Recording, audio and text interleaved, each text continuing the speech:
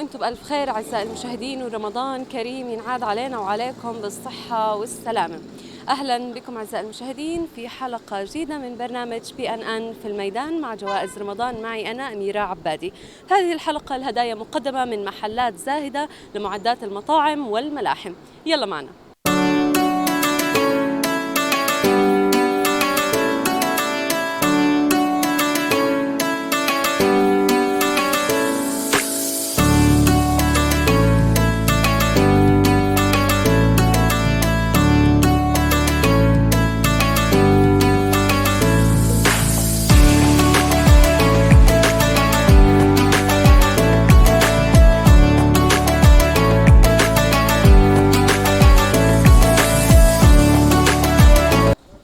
مرحبا، اهلا وسهلا. كل عام وانت بألف خير. وانت بخير والصحة والسلامة ان شاء الله، ينعاد علينا بهداية البال ان شاء الله الجميع. احكي لنا كيف أجواء رمضان؟ الحمد لله ان شاء الله انها تكون اجواء خير ان شاء الله رب العالمين على الجميع، ونترحم دائما وابدا على الشهداء ان شاء الله، وربنا يرحمهم وربنا يعيد علينا دائما وابدا بافضل من الحال هذا ان شاء الله. إن شاء الله. بدي أسألك سؤال وإذا جاوبت عليه رح تاخذ جائزة مقدمة من محلات زاهدة لمواد أو معدات الملاحم والمطاعم. تمام؟ السؤال بيحكي كم مرة ذكرت السيدة مريم في القرآن الكريم؟ اللهم صل على سيدنا محمد. مريم، يا مريم اقنتي لربك، ومريم مرتين بعدها. يا مريم اقنتي لربك. في حدا بيعرف جواب السؤال؟ كم مرة يا مريم ذكرت السيدة مريم في القرآن الكريم؟ 25 مرة أعتقد. 15. حظا أوفر وكل عام وأنتم بألف خير، رمضان كريم.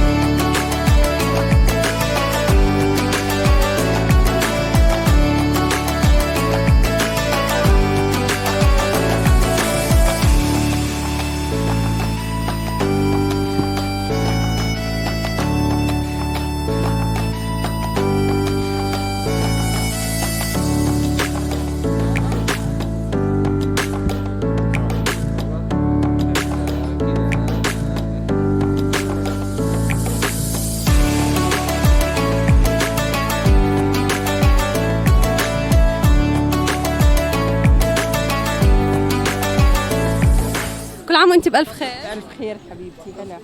كيف أجواء رمضان وكيف استعدادات؟ لله بجنن. هل بدي أسألك سؤال؟ إذا جاوبتي عليه بصح رح تاخذي هدية مقدمة من محلات زاهدة لمعدات المطاعم والملاحم. تمام؟ السؤال بيحكي كم مرة ذكرت السيدة مريم في القرآن الكريم؟ كم مرة؟ مريم؟ فيش غير سؤال؟ مريم في القرآن الكريم كله 7. كثير؟ تفضلي. أكيد. سورة مريم ولا اسم مريم؟ كم مرة ذكرت السيدة مريم؟ مش بس 10 مرات. غلط 10؟ معناته 5. حدا ممكن بيعرف الجواب؟ 3 مرات ذكرت في القرآن. أعطيكم خيارات. ممكن 43 مرة، 34 مرة، 35 مرة، 7 مرات. 7 مرات. غلط. لا غلط. 35.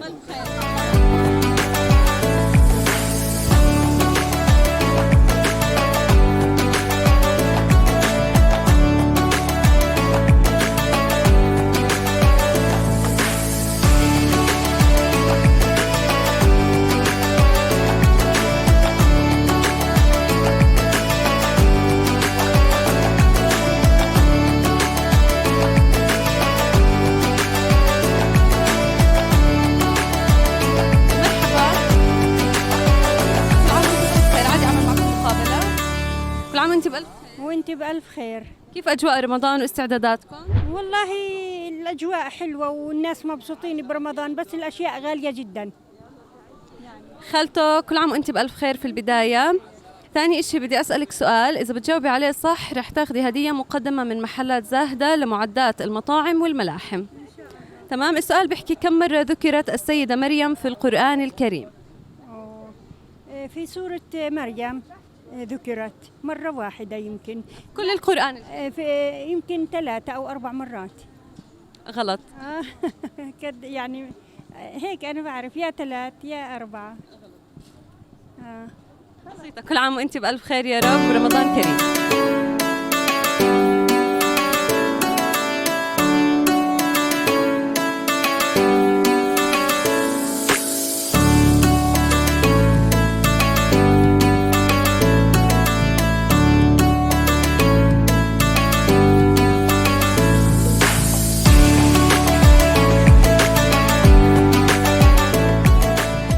رمضان كريم في البداية. خلتوا تحكي لنا كيف الأجواء لرمضان وكيف الناس وإقبال الناس؟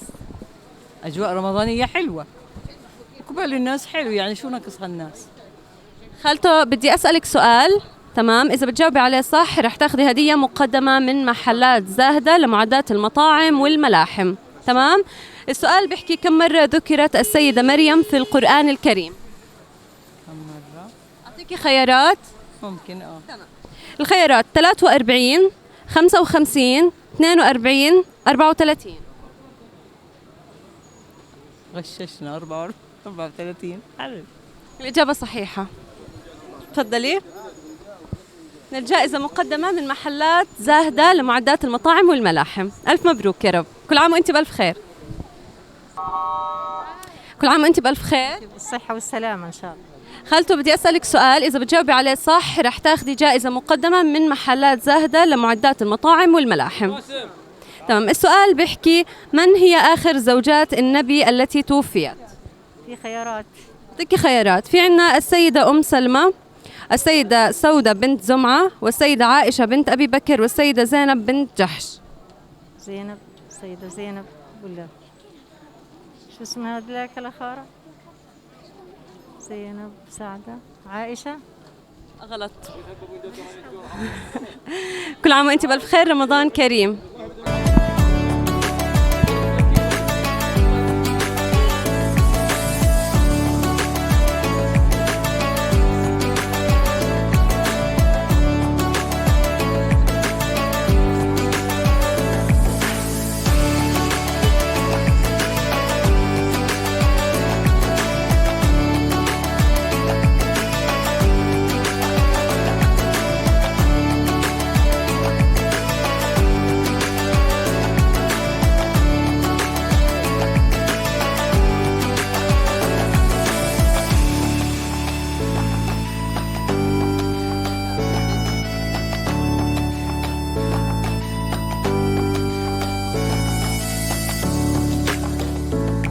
مرحبا. كل عام وأنت بألف خير. انت بألف خير.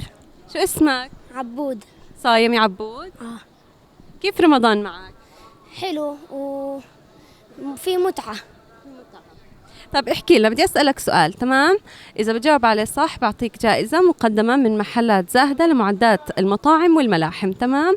سؤال إيش بحكي مين هي آخر زوجات الرسول صلى الله عليه وسلم اللي ماتت أو اللي توفت؟ رح أعطيك خيارات وتحكي لي واحد من هاي الخيارات، تمام؟ السيدة زينب، السيدة عائشة، السيدة أم سلمة، السيدة سودة بنت رمعة. عائشة.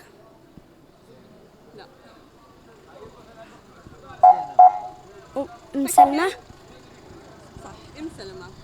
تفضل، مبروك، ألف مبروك. هاي جائزة مقدمة من محلات زاهدة لمعدات المطاعم والملاحم. ألف مبروك. إيش بتحب تحكي لأهلك وللناس؟ كل عام وانتم بألف خير، وإن شاء الله بينعاد علينا وعليكم بالصحة والسلامة. إن شاء الله يا رب حبيبي.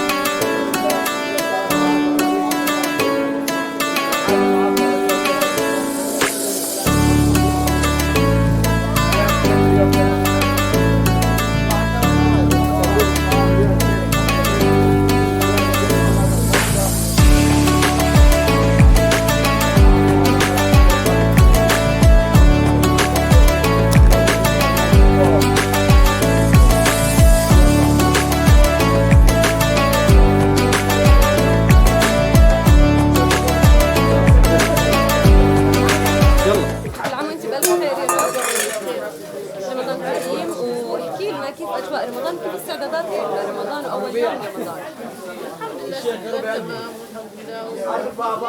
أجواء تمام إن شاء الله، فرحة وبهجة للناس وزينة رمضان مزين إن شاء الله. بدي أسألك سؤال، إذا بتجاوبي عليه صح رح تاخذي جائزة مقدمة من محلات زاهدة لمعدات المطاعم والملاحم، تمام؟ السؤال بحكي ما هي غزوة الفرقان؟ شو الاسم الثاني لغزوة الفرقان؟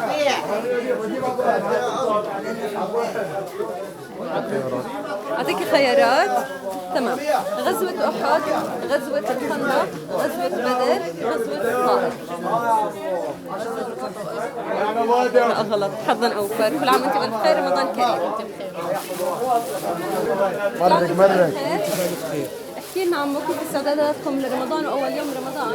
والله الحمد لله رب العالمين، رمضان بجميع اشكاله يعني واي ظروفه، رمضان الحمد لله رب العالمين منيح كويس، بس اوضاع الناس سيئه، الوضع الاقتصادي في تراجع، يعني غلاء المعيشه، هذا الشيء اللي بهم المواطن في هاي الفتره، لان لما نيجي نحكي على كيلو الدجاج مثلا من 13 شيكل ل 20 شيكل قبل رمضان، هذا عبء كبير على المواطن. فان شاء الله ربنا يجيب لك الشيء. ان شاء الله. انا بدي اسالك سؤال. اي واحد يعني بس نفس تبقى نفس الشكل. السؤال بيحكي ما هي غزوة الفرقان او الاسم الثاني لغزوة الفرقان؟ غزوة الفرقان اللي هي غزوة أحد. أعطيك خيارات. أعطيني خيارات. عندنا غزوة بدر، غزوة الخندق عفوا، وغزوة الطائف. غزوة الخندق. 3 ب5. كثير غلط السؤال، ونتمنى لك نهار سعيد ورمضان كريم. ماشي، شكرا لك.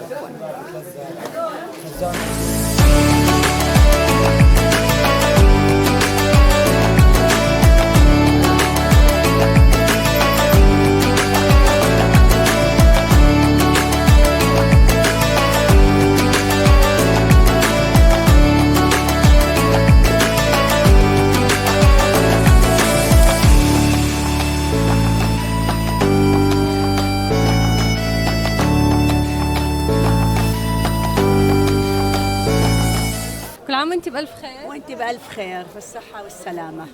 خالته احكي لنا كيف استعداداتكم لرمضان وكيف اليوم أول يوم رمضان؟ أول حاجة نستذكر شهدائنا، ومن كل شهداء اليوم أنتم ملح الأرض التي نتنفس بها، ونستذكر كل شهدائنا، نستذكر أقصانا أسرانا، ونستذكر الراحل أبو عمار وأبو جهاد وأبو إياد وجميع شهداء فلسطين. بالنسبة لاستعداد اليوم، الله يعين كل إنسان على باله. يعني يوم بتصل كيلو البندورة ب 12 شيكل، شو بدنا نشتري وشو بدنا ناكل وشو بدنا نشرب، وكيلو الدجاج 20 شيكل. فأنا بتمنى من كل إنسان بحب فلسطين وبحب الناس وبحب الأهل وبده يضحي إنه يراعي الناس في الظروف. السؤال بيحكي ما هي غزوة الفرقان؟ غزوة الفرقان هي التي فرق الله بها الحق عن الباطل بين المشركين والكفار. صحيح، بس ايش اسمها الثاني؟ الله العليم حنين. الله العليم. اعطيني خيارات كمان. فكري. غزوة حنين، لا فرقان. اعطيني خيارات. ايه عشان اربح جائزة، هي ثاني مرة بحث. تمام. الخيارات تحكي غزوة أحد، غزوة الخندق، غزوة بدر. لا هي الخندق. متأسفة، غلط الجواب حبيبتي. شكرا للتلفزيون. كل عام وانتم بألف خير. انت بخير. تحكوا لنا كيف استعداداتكم لرمضان وكيف اليوم أول يوم رمضان؟ استعداداتنا والله تمام، هينا بنطارد في الغلا وكل شيء غالي وبنشتري عشان نفطر اليوم. وين داخلين ان شاء الله يمرق على خير اليوم ان شاء الله. بدي اسالك سؤال، تمام، واذا بتجاوبي عليه صح رح تاخذي هديه مقدمه من محلات زاهده لمعدات المطاعم والملاحم، تمام؟ السؤال بيحكي ما هي غزوه الفرقان او ما هو الاسم الثاني لغزوه الفرقان؟ يعطيكم خيارات، تمام؟ غزوه بدر، غزوه احد، غزوه الخندق او غزوه الطائف. خندق، طائف، أحد. بدر. رمضان كريم.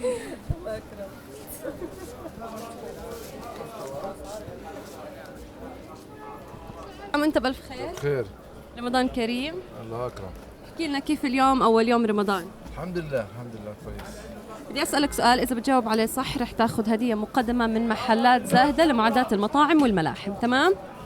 السؤال بيحكي ما هي غزوة الفرقان، أو ما هو الاسم الثاني أو الاسم الآخر لغزوة الفرقان؟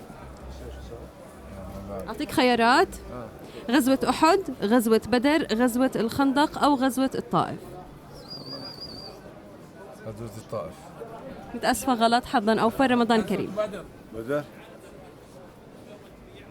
كل عام وأنت بألف خير. ألف خير حبيبتي. رمضان كريم يا رب. بدي أسألك سؤال، إذا بتجاوبي عليه صح رح تاخذي هدية مقدمة من محلات زاهدة لمعدات المطاعم والملاحم، تمام؟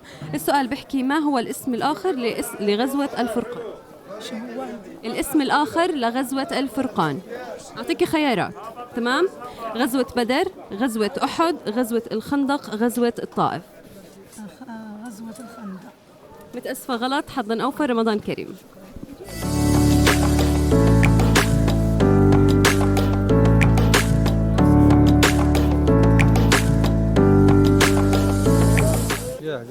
كل عام وانت بألف خير يا رب. انت بألف خير، تنعاد عليه بالصحة والسلامة. بدي أسألك سؤال، وإذا بتجاوبي عليه صح رح تاخذي جائزة مقدمة من محلات زاهدة لمعدات المطاعم والملاحم، تمام؟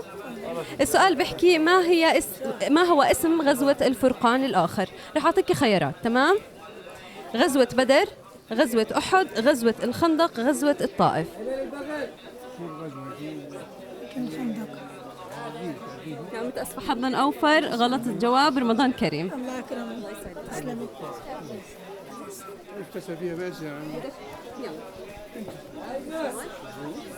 كملي. كل عام وأنت بألف خير. أنت بألف خير والصحة والسلامة. شو اسمك؟ زهير. صايم يا زهير؟ كيف رمضان معك؟ كويس عادي.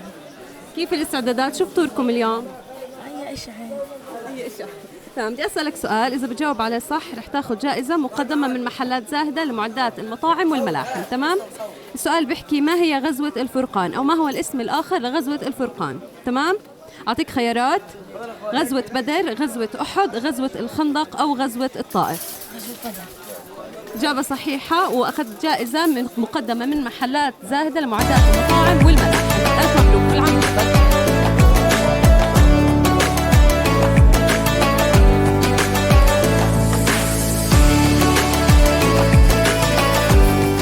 بألف خير. خير. شو اسمك؟ أسيم. صايم؟ وكيف رمضان معك؟ كويس. شو اليوم عاملين فطور؟ عادي. تمام، بدي أسألك سؤال، إذا بتجاوب عليه صح رح تاخذ جائزة مقدمة من محلات زاهدة لمعدات المطاعم والملاحم. تمام، السؤال بيحكي كم مرة حج النبي محمد صلى الله عليه وسلم؟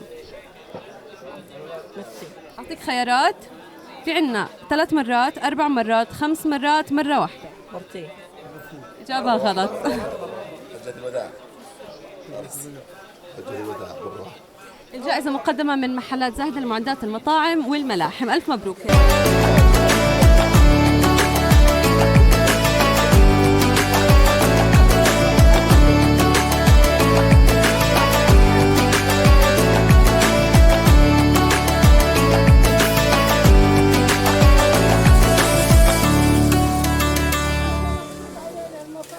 كل عام وانت بألف خير. وانت بخير يا عم، بالصحة والسلامة. كيف اليوم أول يوم رمضان؟ الحمد لله كويس، أول يوم دائما هو كل واحد متنشط نشيط. كيف إقبال الناس على الحلو؟ يعني كويس ماشي. شوي الساعة الناس محتاجة. والله تخسر. بدي أسألك سؤال، إذا بتجاوب عليه صح رح تاخذ هدية مقدمة من محلات زاهدة لمعدات المطاعم والملاحم، تمام؟ السؤال بيحكي في أي عام تم فرض فريضة الصيام؟ أعطيك خيارات: في العام الأول من الهجرة، أو العام الثاني من الهجرة، أو العام الثالث من الهجرة، أو الرابع من الهجرة. الصيام العام الرابع من الهجرة. لا، الجواب غلط، حظا أوفر، وكل عام وأنت بألف خير. أهلا وسهلا فيك. كل عام وأنتم بألف خير. كيف استعداداتكم لأول يوم رمضان؟ شو طابخين اليوم؟ بدي أسألكم سؤال، إذا بتجاوبوا عليه صح رح تاخذوا جائزة مقدمة من محلات زاهدة لمعدات المطاعم والملاحم، تمام؟ السؤال بيحكي في أي عام تم فرض فريضة الصيام؟ في العام الأول للهجرة، أو العام الثاني للهجرة، أو الثالث للهجرة؟ ايش الجواب؟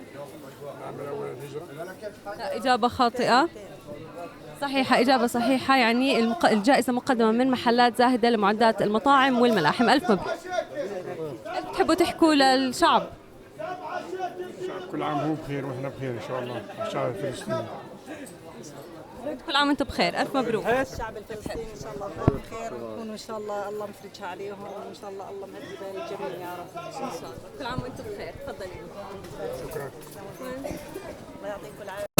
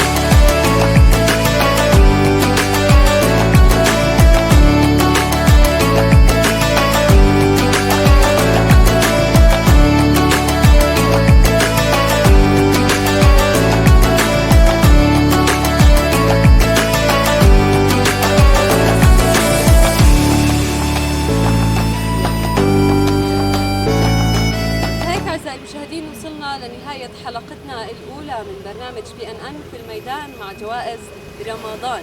اليوم كانت الجوائز مقدمة من محلات زاهدة لمعدات المطاعم والملاحم. انتظرونا غدا في يوم جديد وحلقة جديدة من برنامج BNN في الميدان مع جوائز رمضان. معي أنا أميرة عبادي، من وراء الكاميرا الأستاذ شعبان قنديل. إلى اللقاء.